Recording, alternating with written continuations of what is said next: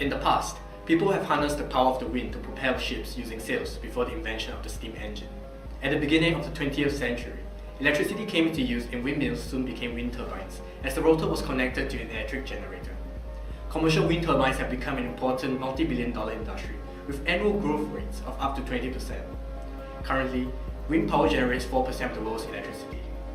In this year's L2 application exercise, we were tasked to design, build and test a horizontal axis wind turbine with a maximum angular velocity not exceeding 3000 rpm and a tip speed ratio between 3 and 8.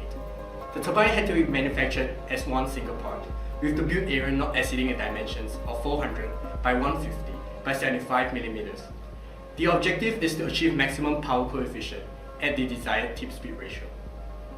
While designing the nose cone of the wind turbine, we took inspiration from the beaks of kingfishers. The unique bullet shape of the beak allows it to dive into water and catch its prey without making a splash.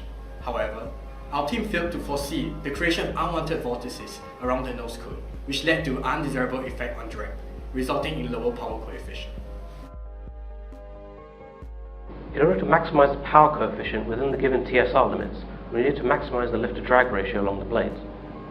For a two-bladed configuration, we found a TSR of 2 pi was optimal, and from previous groups we found that the actual TSR measured in the wind tunnel tends to be higher than designed for, so we aim to keep the TSR around 6.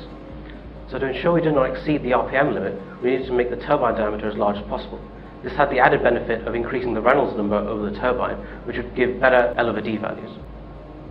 We chose to use the SG series of aerofoils due to their relatively high lift-to-drag ratio at lower Reynolds numbers, and the fact that they were designed specifically for use in small-scale wind turbines.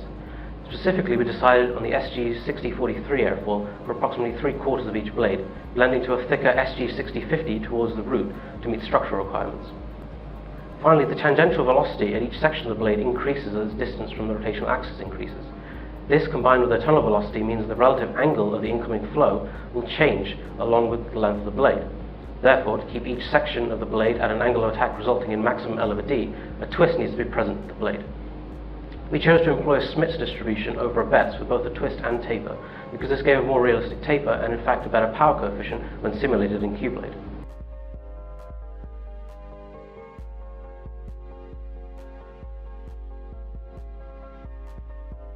The most distinguishing feature of our wind turbine is the flat-edged hub.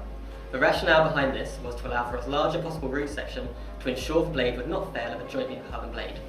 Ideally, given the two-bladed design, the two root sections would meet at the central axis of the turbine, like the one shown on screen. This would negate the need for a pronounced nose cone. However, we found that due to restrictions of the hub socket, it would be very difficult to achieve this. Instead, we focused on ensuring the root section was large enough to withstand the testing load. Again, here we had difficulties with the chosen hinge mechanism, restricting the root section to a circle of radius 10 mm. One solution was to mount the hinge on the trailing vertex of the hub. However, concerns about the reduced length of the blade meant we opted for the centrally mounted hinge design. The next step was to use simple beam theory to run an initial structural analysis of a turbine using MATLAB.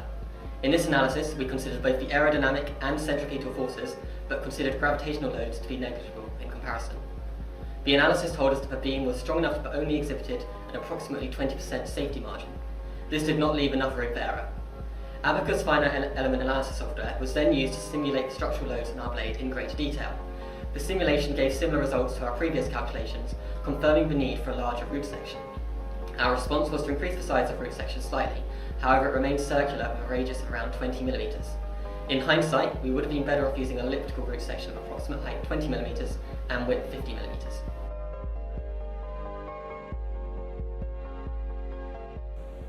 First, we manufactured the aluminium hub.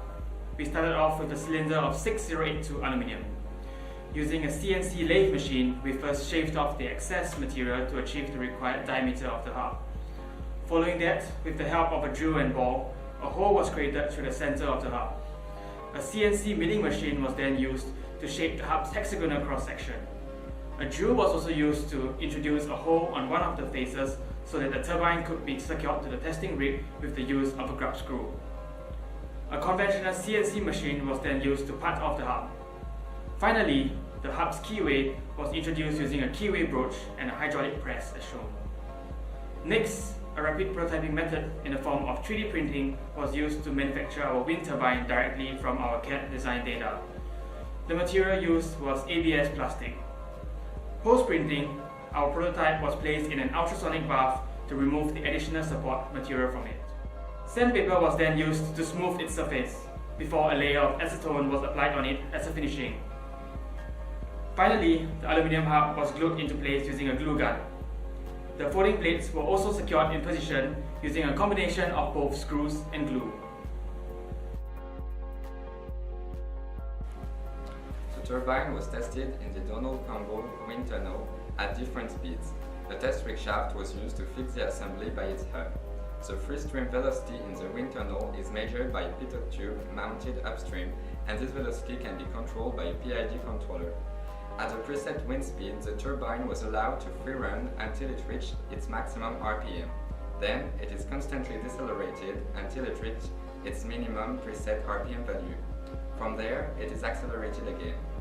Throughout the test, the angular velocity is measured by a tachometer and expressed in rotations per minute. The torque is measured by a torque transducer and recorded using the M-Test software, which also records and plots the rotor power against the angular velocity. Our turbine experienced the phenomenon of resonance, which is to be avoided because this is a zone of instability, and this was indeed fatal because this actually led to its destruction. Our turbine broke while experiencing resonance at the end of the 8 meters per second test and around the angular velocity of 2,700 RPM. What happened is that one of the two blades just detached from the whole assembly because its root broke. What we eventually obtained is a very high maximum power coefficient of 0.51 and a corresponding TSR of 8.4 at 8 meters per second. Unfortunately, the TSR is a little greater than 8 and therefore does not coincide within the interval which we were supposed to obtain our TSR. It was also 40% higher than our theoretical value of 6. Additionally, at 6 meters per second, we obtained a lower power coefficient of 0.39 with an associated TSR of 7.69. In both cases, the maximum angular velocity did not exceed 3,000 RPM. The main and most obvious improvement is to increase the cross-sectional areas of the blade throughout, so that the blades are more structurally sound and reduce the deflections caused by the modes. This should allow the turbine to survive past 8 meters per second, and therefore allow for more data to be collected.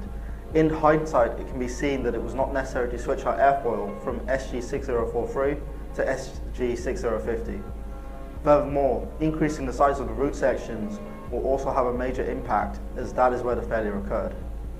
Another way to make the blades more structurally sound is to run metal rods throughout the length of the blades. Unfortunately, due to the airfoils used and the twist of the blades, we were unable to run the rods through the majority of our blades, meaning that we disregarded this idea during the design process. If we keep to using SG6050, then it might be possible to implement this idea. It is also possible to improve the actual hinge mechanism itself to reduce the possibility of failure at the root. If the hinge mechanism was at the nose cone instead of the blade roots, it would be possible to increase the root sections proportional to the nose cone. Instead of being limited to the size of the hinge mechanism, another improvement that could be made is to change the shape of the nose cone to a conventional shape. Furthermore, reducing the size of the nose cone or having no nose cone at all will increase the blade length of the turbine while still keeping the circumference constant. After all of this, it is easy to say that the main thing we have learned from this process is the value of prototyping and how it would potentially have solved some of the issues that were present with our design if we were able to view a full-size version of the turbine.